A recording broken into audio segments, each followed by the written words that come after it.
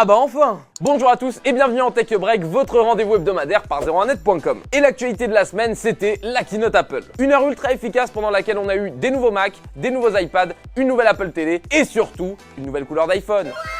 Bon, nous on va s'intéresser à un autre produit qu'a annoncé Apple, les AirTags. Alors ça faisait très longtemps qu'on les attendait, que tout le monde les annonçait à chaque conférence, donc rien que pour ça, on est content de les voir arriver là. Vous pouvez le mettre sur vos clés, dans votre portefeuille, dans votre boîte à gants, bref, où vous voulez. Dans la limite de acceptable. Et grâce à votre téléphone, vous allez pouvoir savoir où est votre AirTags et donc votre objet. Pour ça, deux possibilités, soit vous utilisez les signaux Bluetooth quand le AirTag est à côté de l'iPhone, soit vous demandez à Siri de retrouver votre AirTags pour qu'il fasse un petit bruit.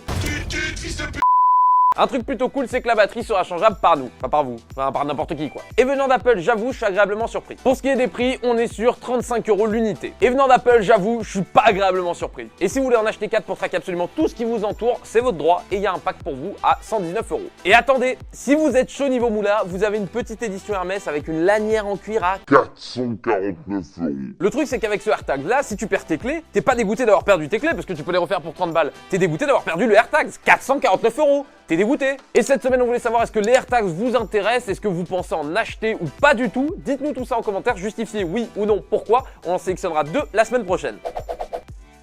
Et le chiffre de cette semaine, c'est 72%. C'est l'évolution de téléchargement de l'appli Clubhouse du mois de mars par rapport au mois de février. Ah pardon, j'ai mal lu. C'est moins 72%. Vous vous rappelez de Clubhouse, cette appli uniquement dispo sur iOS où fallait une invitation de quelqu'un déjà dessus pour pouvoir y rentrer? Ah, ça marche plus trop quand même. Alors si en février, il y a eu un vrai effet de curiosité avec 9,5 millions de téléchargements, en mars, c'est beaucoup moins bon avec 2,7 millions de téléchargements. Alors ça peut paraître beaucoup, mais à l'échelle mondiale, ça représente genre juste ça. Pour rappel, Clubhouse, ça vous permet de créer des salons dans lesquels vous pouvez organiser des conférences. Alors l'idée est pas révolutionnaire mais pas trop mal, du coup Facebook, Twitter, LinkedIn, Discord, entre autres, ont décidé de s'y intéresser de très près, ça aide pas forcément Clubhouse non plus. Bon, au-delà de ça, il y a déjà eu quelques soucis sur Clubhouse, des soucis de sécurité notamment, c'est pas hyper rassurant. Les données d'1 million d'utilisateurs ont été récupérées par des hackers, 1 million d'utilisateurs sur à peu près tes 11 millions au total. Le ratio est pas fou. Alors ce qui est fou, c'est que Clubhouse a quand même réussi une belle levée de fonds de 4 milliards $. Comme quoi, c'est important de croire à vos projets, même quand ils sont bancals.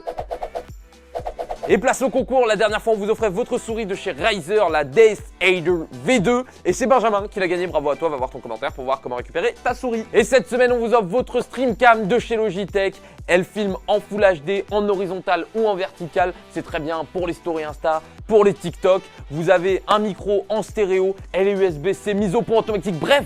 Vous voulez la gagner, c'est très simple. Vous la demandez dans les commentaires juste en dessous, là, voilà. Vous tapez un petit commentaire, je veux la Streamcam s'il te plaît, bonjour, etc.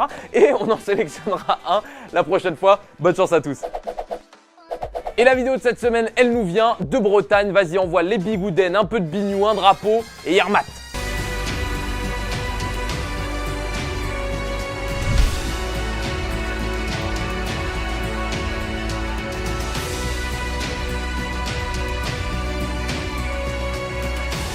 Je vous présente un mec beaucoup trop chaud. Son nom sur YouTube, c'est Milomaker. Il a tout simplement créé une PS2 miniature. Enfin, quand je dis tout simplement, on se comprend. Il a fait une vidéo sur sa chaîne pour montrer chaque étape et j'avoue, faut 2-3 bases. Le résultat final est assez impressionnant, ça ressemble à une grosse Switch. Dessus, vous avez un écran de 6,5 pouces. Vous avez la possibilité de régler le son, brancher un casque, vous pouvez recharger la console en USB-C et il a même fait un indicateur de batterie et de charge. Alors la console est très fine, elle fait 22 mm d'épaisseur, mais faut savoir qu'il a bossé plusieurs mois dessus. Il avait déjà fabriqué une Wii portable, donc ça va, il commence à connaître, mais il montre aussi à la fin de la vidéo toutes les galères qu'il a eues et il en a eu pas mal. Et c'est la fin de cet épisode de Tech Break, merci à tous de l'avoir suivi. Si l'épisode vous a plu, pensez à laisser un petit pouce bleu, à vous abonner, à activer la cloche pour ne rater aucune vidéo de la chaîne 01net et nous laisser votre avis en commentaire, c'est super important pour nous de savoir ce que vous en pensez quoi. Et moi je vous donne rendez-vous ici la semaine prochaine, salut!